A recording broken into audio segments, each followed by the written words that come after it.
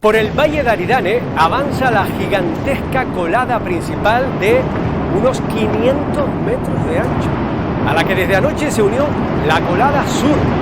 Pero eso no significa que el brazo alcance más velocidad, porque la lava es más viscosa. Así está llegando a Todoque. Y si hacemos un corte vertical a la lava, podemos ver el tamaño que tiene en algunas zonas. La verdad que es impresionante. Ha encontrado bastante material en su recorrido y le cuesta trabajo avanzar. Hablamos de unos 12 metros de altura, ese material que la hace más lenta, escombros de casas, señales de tráfico y todas las infraestructuras que ha destrozado a su paso. Todo está sepultado, bajo tierra nueva.